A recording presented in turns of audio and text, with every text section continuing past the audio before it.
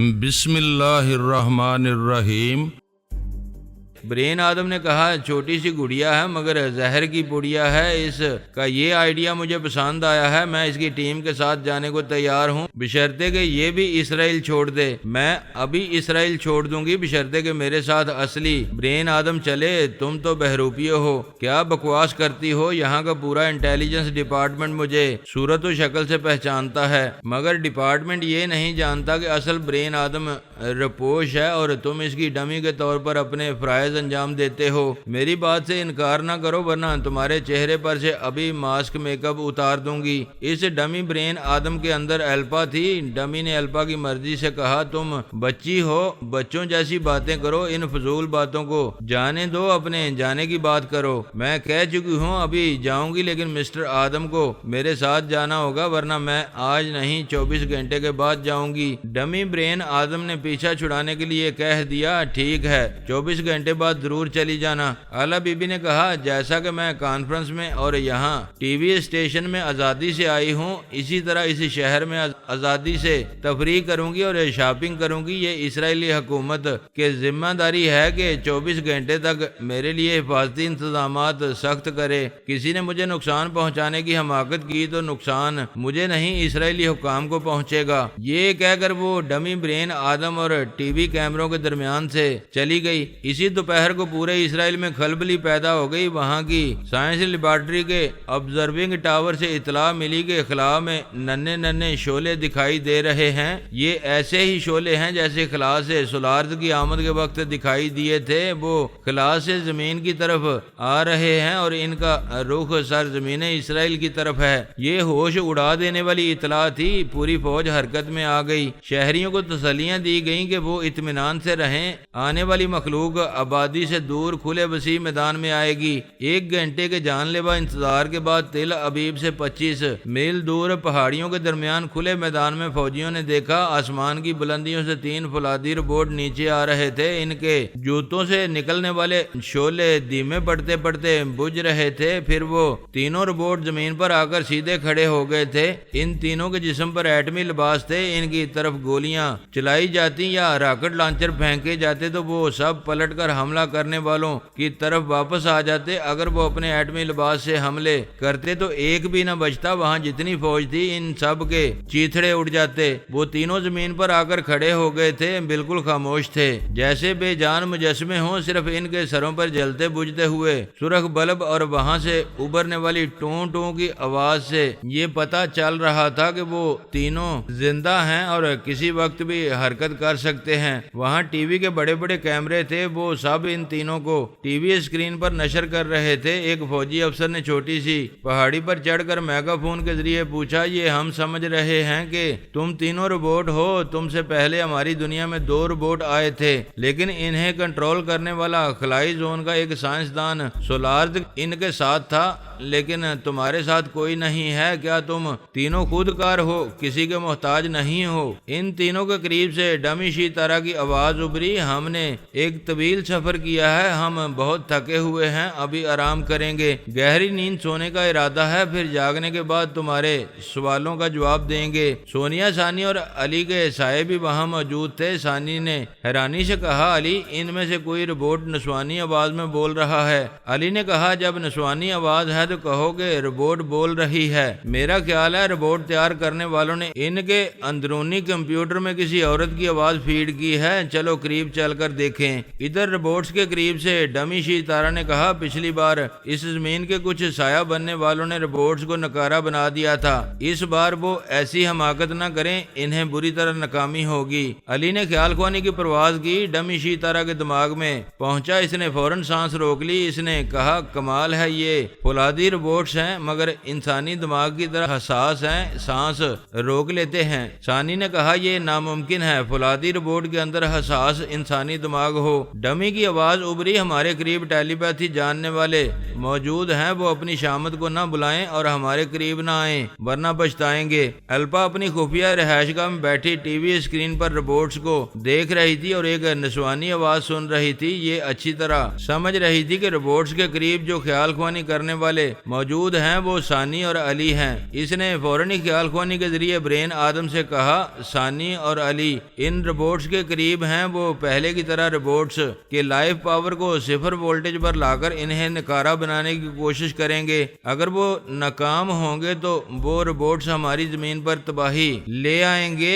Brain آدم نے کہا، وہ اسکرین پر دیکھو، وہاں کچھ ہو رہا ہے۔ اسکرین پر نظر آ رہا تھا ایک رپورٹ کی گردن کے نیچے جو ریگولیٹر تھا وہ آپ ہی آپ صفر پاور پر آ گیا تھا۔ اس سے ظاہر ہو رہا تھا کہ ثانی اور علی کے سائے انہیں نکارہ بنا رہے ہیں، لیکن اس سے پہلے کہ وہ رپورٹ اوندے منہ زمین پر گرتا اس کے ریگولیٹر کی چابی صفر سے پھر وولٹیج 2 پر آ گئی۔ یہ بات سمجھ میں آ رہی تھی کہ رپورٹس کے ساتھ ان کے محافظ سائے ہیں جو انہیں بے جان ہونے سے بچا رہے ہیں۔ الپا اور برین آدم حیرانی سے سوچ رہے تھے، کیا خلا سے آنے والی مخلوق بھی سایہ بن جاتی ہے؟ ریگولیٹر کی چابی کو صفر پر لانے کے لیے علی کو اپنا ہاتھ ٹھوس بنانا پڑا۔ وہ اپنا ہاتھ جیسے ہی ریگولیٹر کے پاس لایا ویسے ہی ایک ہاتھ میں چاقو نمودار ہوا، لیکن اس سے پہلے کہ چاقو کی نوک ہاتھ پر لگتی علی نے ہاتھ کو پھر سایہ بنا لیا۔ ثانی کے سائے کے ساتھ دور چلا آیا، خود کو ذرا سی دیر کے لیے ٹھوس بنا کر بولا، ثانی بات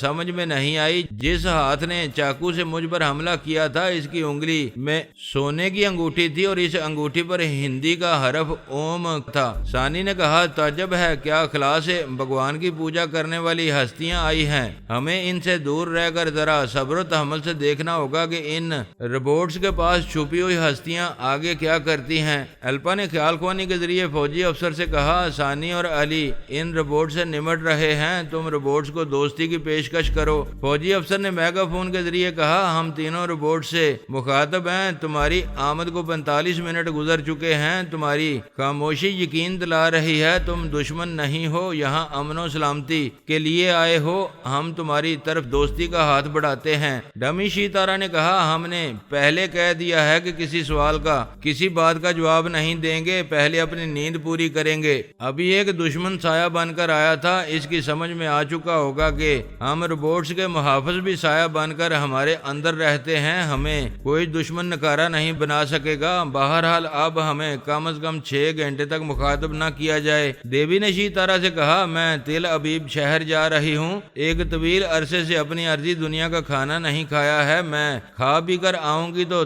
تم چلی جانا، میری واپسی تک اس سایہ بن کر آنے والے سے محتاط رہنا۔ ایک فوجی افسر کے اندر آئی، وہ جیپ میں بیٹھ کر شہر کی طرف جانے لگا۔ ادھر الپا اور برین آدم اس فکر میں مبتلا ہو گئے تھے کہ ان رپورٹس کی محافظ ہستیاں سایہ بن کر رہتی ہیں، اسرائیل کی پوری فوج بھی ان سایہ بننے والیوں کا کچھ نہیں بگاڑ سکے گی۔ تل ابیب میں شام کا اندھیرا رات کی تاریکی میں تبدیل ہو رہا تھا۔ دیوی شہر میں پہنچ گئی، ایک تاریک جگہ پر جیپ سے اتر گئی، وہیں اندھیرے میں ابکائیاں لینے لگی۔ تھوڑی سی کوشش کے بعد سایہ بنانے والی گولی حلق سے باہر آ گئی، اس کے ساتھ ہی وہ گوشت پوست کے جسم میں ظاہر ہو گئی۔ اس نے چاروں طرف نظریں دوڑائیں، اسے کسی نے نہیں دیکھا تھا۔ اس نے فٹ پاتھ پر آ کر ایک ٹیکسی کو رکنے کا اشارہ کیا، پھر پچھلی سیٹ پر بیٹھ کر ڈرائیور کو شہر کے وسطی حصے میں چلنے کو کہا۔ اس کا لباس میلا ہو چکا تھا، زلفیں بکھر کر الجھ گئی تھیں، عجیب سا حلیہ ہو گیا تھا۔ اس نے ایک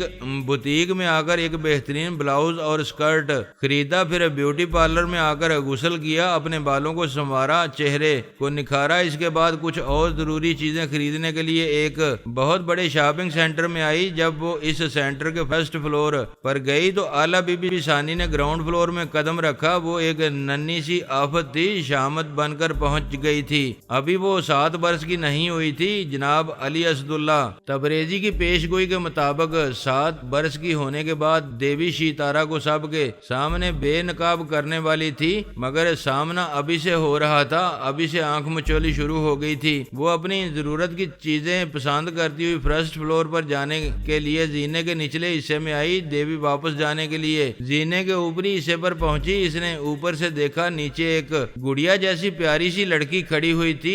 آلا بی بی نے سر اٹھا کر دیکھا، ایک نہایت ہی حسین دوشیزہ نظر آ رہی تھی، وہ اسے دیکھتی ہوئی اوپر سے نیچے آ رہی تھی۔ دیوی نے نیچے آ کر مسکرا کر مصافحے کے لیے ہاتھ بڑھا کر کہا، ہیلو گڑیا۔ آلا بی بی نے مصافحہ کرتے ہوئے کہا، ہیلو میچ لیس بیوٹی۔ دیوی نے خوش ہو کر کہا، تم میرے حسن کو بے مثال کہہ رہی ہو، کیا عمر سے کچھ زیادہ نہیں بول رہی ہو؟ تربیت اگر ذہین والدہ کرے تو بچے میری طرح تیز ترار لگتے ہیں۔ تمہاری ممی کہاں ہیں؟ تم بالکل تنہا دکھائی دے رہی ہو۔ میں بڑی ہو گئی ہوں، ماں کی انگلی پکڑ کر نہیں چلتی۔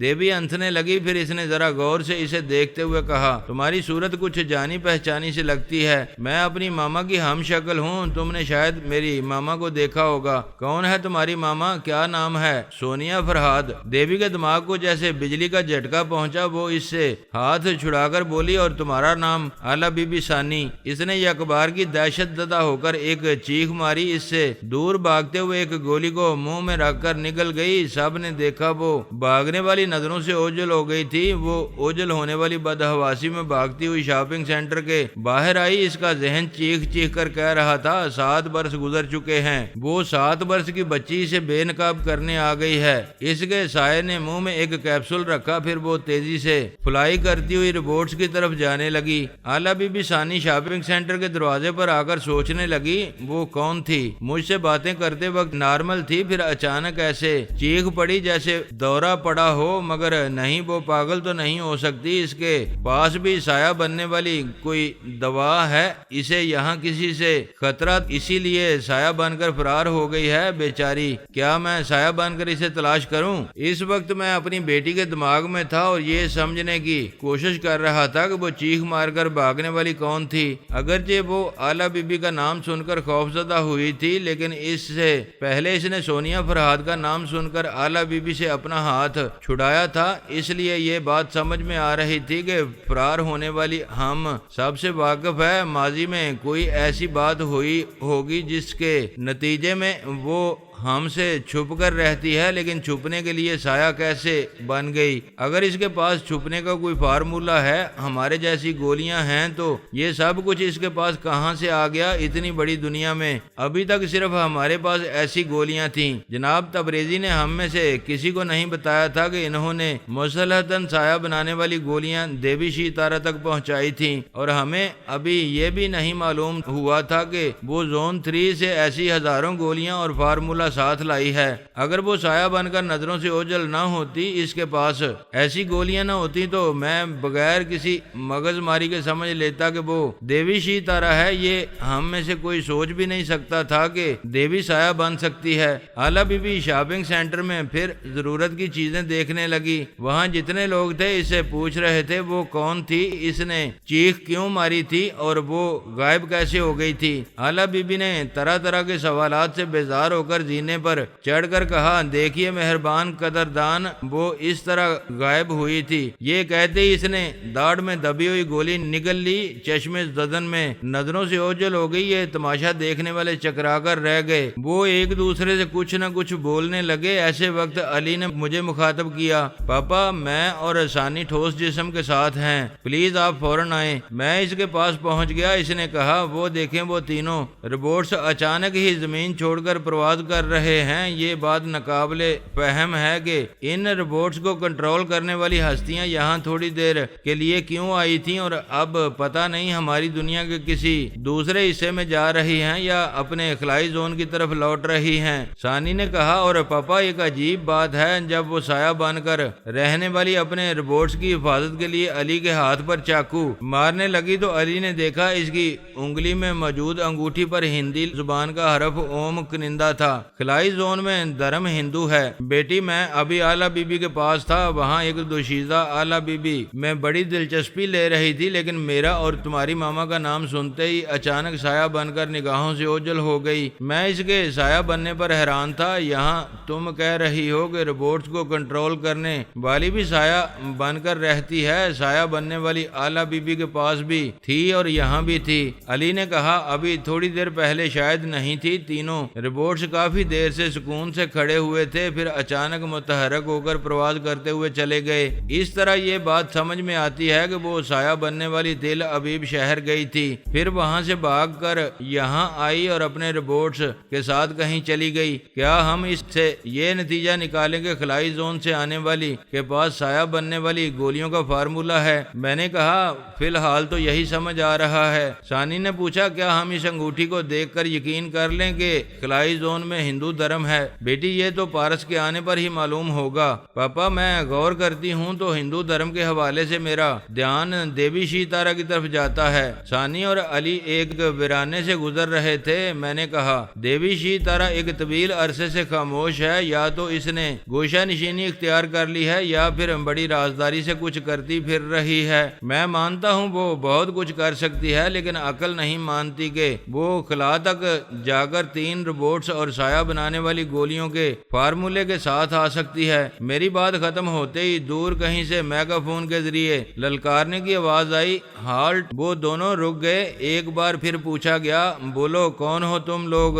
ثانی نے بلند آواز میں کہا، ایک بار سن لو، دوسری بار مائکرو فون کے بغیر نہیں بولوں گی۔ ہم دونوں ابھی 3 عدد خلائی سواریوں میں آئے تھے، وہ سواریاں ہم نے واپس بھیج دیں۔ کچھ عرصہ زمین پر رہنے کا ارادہ ہے۔ ہم وارننگ دیتے ہیں اس میدانی علاقے سے باہر نہ آؤ، ورنہ تم دونوں کو نیست و نابود کر دیا جائے گا۔ میں وارننگ دینے والے کے دماغ میں پہنچ کر اس کے خیالات پڑھنا چاہتا تھا۔ وہاں الپا اس سے کہہ رہی تھی، یو نانسنس، وہ خلائی مخلوق ہیں، ان پر حملہ کیسے کرو گے؟ انہوں نے ایٹمی لباس پہنا ہوگا۔ میڈم میں اینٹی ڈارک گاگلز کے ذریعے دیکھ رہا ہوں، ایک دوشیزہ نے پرانے فیشن کی میکسی پہنی ہوئی ہے اور دوسرے کے جسم پر پتلون اور جیکٹ ہے، ان دونوں نے دنیاوی لباس پہنا ہے۔ الپا نے کہا، دنیاوی لباس کے اندر کیا ایٹمی لباس چھپا ہوا نہیں ہوگا؟ جی ہاں، ایسا ہو سکتا ہے۔ میں تمہیں حکم دیتی ہوں ان کے پاس تنہا جاؤ اور دوستانہ رویہ اختیار کرو۔ پلیز میڈم، وہ خطرہ بن سکتے ہیں۔ یعنی تم سمجھتے ہو کہ وہ ہمارے ملک کے لیے خطرہ بن کر آئے ہیں؟ کیا اس خطرے کو ٹالنا یا ان سے سمجھوتا کرنا تمہارے جیسے فوجی افسر کا فرض نہیں ہے؟ جی ہاں، مگر نہ کرو، کم آن گو ہیڈ۔ وہ مجبور ہو کر چھوٹی سی پہاڑی سے اتر کر ثانی اور علی کی طرف آتے ہوئے کہنے لگا، ہم نے آپ جیسے معزز مہمانوں کو پہلے بھی خوش آمدید کہا تھا، اب میں تنہا آپ سے دوستی کرنے آ رہا ہوں۔ کیا امید کروں کہ آپ سے مجھے کوئی نقصان نہیں پہنچے گا؟ ان دونوں نے کوئی جواب نہیں دیا۔ وہ سہم کر آ رہا تھا اور پوچھتا جا رہا تھا کہ وہ دونوں خاموش کیوں ہیں، کوئی جواب کیوں نہیں دے رہے ہیں۔ جب قریب آ گیا تو ثانی نے کہا، میں پہلے کہہ چکی تھی کہ دوسری بار مائکرو فون کے بغیر نہیں بولوں گی، قریب آ چکے ہو اس لیے بول رہی ہوں۔ علی نے پوچھا، کس لیے آئے ہو؟ کیا تکلیف ہے تمہیں؟ وہ بات یہ ہے کہ میں اپنے ملک کے نمائندے کی حیثیت سے آیا ہوں، دوستی کا ہاتھ بڑھانا چاہتا ہوں۔ خبردار ہاتھ نہ بڑھانا، ہمیں چھونے کی حماقت نہ کرنا، تمہارے جسم کے چیتھڑے اڑ جائیں گے۔ وہ سہم کر ایک قدم پیچھے چلا گیا، پھر بولا، میں دور رہوں گا، پلیز ہم سے دوستی کریں، ہمارے حکمران آپ سے مل کر بہت خوش ہوں گے۔ اپنے حکمرانوں سے کہو ہم کسی کو خوش کرنا چاہتے ہیں، نہ کسی کو پریشان کرنے کا ارادہ ہے، نہ کسی کو دوست بنانا چاہتے ہیں، نہ کسی سے دشمنی کرنے آئے ہیں۔ علی نے کہا، ہم اس زمین کی رونقیں دیکھنے کے بعد چلے جائیں گے، ہمارے لیے ایک گاڑی کا انتظام کرو۔ الپا نے اس کے دماغ میں کہا، میں ابھی گاڑی بھیج رہی ہوں، اچھا ہے کہ یہ یہاں گھوم پھر کر واپس چلے جائیں۔ الپا چلی گئی۔ ثانی نے اس فوجی افسر سے کہا، تم یہاں کیوں کھڑے ہو؟ جاؤ گاڑی لے آؤ۔ میں نے کہہ دیا ہے ابھی گاڑی آ جائے گی۔ جھوٹ بولتے ہو، ابھی تم نے کسی سے نہیں کہا ہے، اگر کہتے تو کیا ہمیں سنائی نہ دیتا؟ آپ یقین کریں، میں نے ٹیلی پیتھی کے ذریعے کہا ہے۔ ثانی نے کہا، او ہاں، یاد آیا، وہ جو ارضی دنیا سے ہمارے زون میں آیا ہوا ہے وہ بھی ٹیلی پیتھی جانتا ہے۔ الپا فوجی افسر کے دماغ میں واپس آ چکی تھی، ثانی کی باتیں سن رہی تھی۔ فوجی افسر نے اس کی مرضی کے مطابق پوچھا، ہماری ارضی دنیا سے کون ٹیلی پیتھی جاننے والا تمہارے زون میں گیا ہے؟ ثانی نے کہا وہ ایک خوبرو جوان ہے، بہت زندہ دل بھی ہے اور مکار بھی، اس کا نام پارس ہے۔ تم دونوں کے لیے گاڑی آ رہی ہے، کیا گاڑی آنے تک پارس کے بارے میں بتاؤ گی کہ وہ وہاں کیا کر رہا ہے؟ زون والوں کی ناک میں دم کر رہا ہے۔ وہاں کے سائنسدانوں نے ایک ایسا انجیکشن تیار کیا ہے جسے لگایا جائے تو آدمی 1 سے 2 ہو جاتا ہے۔ 1 سے 2 اس کا مطلب کیا ہوا؟ مطلب یہ کہ تم ایک ہو، اگر تمہیں وہ انجیکشن لگایا جائے گا تو تمہارے اندر سے ایک اور تم نکل آؤ گے اور تم دونوں ہم شکل جڑواں بھائی دکھائی دو گے۔ یہ تو ایک ناقابل یقین اور حیرت انگیز بات ہے۔ کیا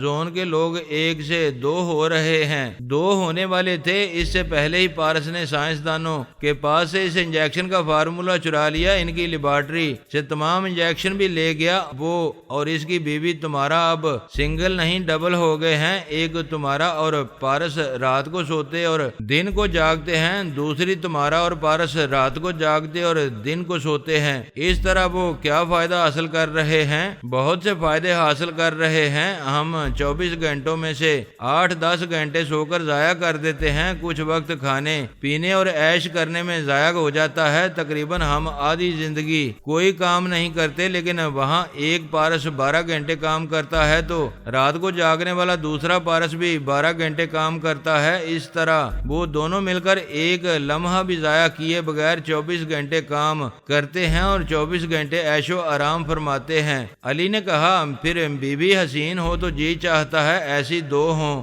ایک پارس کی 2 تمہارا ہیں اور ایک تمہارا کے 2 پارس شوہر ہیں۔ ثانی نے کہا پھر یہ کہ بچے پیدا کرنے کی ضرورت نہیں ہے، اس انجیکشن کو سال میں ایک بار استعمال کیا جائے گا تو دوسرے پارس سے تیسرا پارس اور دوسری تمہارا سے تیسری تمہارا نکل آئے گی۔ اس طرح ایک تو زچگی کی تکلیف سے نجات مل جائے گی، دوسرے یہ کہ پلے پلائے جوان پارس اور جوان تمہارا کا اضافہ ہو جائے گا۔ وہ بڑھاپے میں بھی انجیکشن لگایا کریں گے تو ان کے اندر سے جوان تمہارا اور جوان پارس نکلا کریں گے، یعنی وہ بوڑھے ہونے کے باوجود جوان رہا کریں گے۔ 40 برس بعد اس زون کی آبادی میں صرف تمہارا ہی تمہارا اور پارس ہی پارس نظر آئیں گے۔ جس گھر کے دروازے پر دستک دی جائے گی اس دروازے سے وہی دونوں باہر آئیں گے۔ فوجی افسر کا سر چکرا رہا تھا، اس کے اندر الپا شدید حیرانی سے سن رہی تھی اور حساب لگا رہی تھی کہ پارس اگر تمہارا کے ساتھ تل ابیب میں رہے گا تو 40 برس میں پورا تل ابیب شہر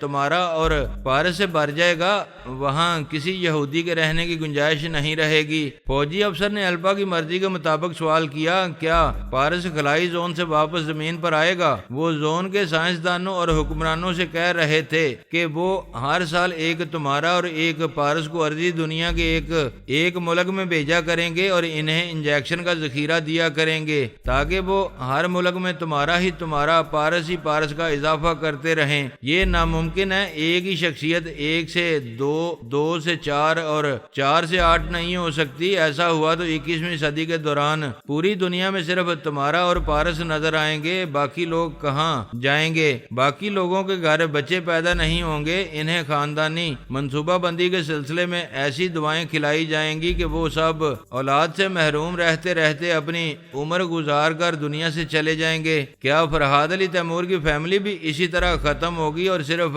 تمہارا اور پارس رہ جائیں گے؟ فرحاد علی تیمور کی پوری فیملی خلائی زون میں جا کر رہا کرے گی۔ الپا نے فوجی افسر کی زبان سے بے اختیار کہا وہ فرحاد فیملی نہیں، فراڈ فیملی ہے۔ اسرائیل اور امریکہ پر پابندی لگائی جا رہی ہے کہ ہم میں سے کوئی خلائی زون کا رخ نہ کرے، یعنی فرحاد پارس کے ذریعے زون میں اجارہ داری قائم کر رہا ہے، دوسروں کا راستہ روکنے کے حربے استعمال کرتا جا رہا ہے۔ ثانی نے فوجی افسر سے کہا تعجب ہے تم اچانک کسی عورت کی آواز میں بول رہے ہو۔ علی نے کہا معلوم ہوتا ہے ارضی دنیا والوں کی جنس کھڑے کھڑے بدل جاتی ہے، ان کے لیے گاڑی آ گئی۔ علی نے کہا ڈرائیور کو گاڑی سے نکلنے کو کہو، ہماری گاڑی میں کوئی نہیں آئے گا۔ افسر نے کہا آپ کو ڈرائیو کرنے میں زحمت ہوگی، ہم جو کہہ رہے ہیں وہ کرو، اگر ہمارے پیچھے آؤ تو ہم سے کم از کم 3-4 گز کے فاصلے پر رہنا، ورنہ ہم کسی کے جانی نقصان کے ذمہ دار نہیں ہوں گے۔ وہ دونوں کار کی اگلی سیٹوں پر آ کر بیٹھ گئے۔ وہ صرف ٹیلی پیتھی نہیں جانتے تھے بلکہ غیر معمولی سماعت و بصارت کے بھی حامل تھے، میلوں دور کی ہلکی سی ہلکی آواز بھی سن لیتے تھے۔ اس وقت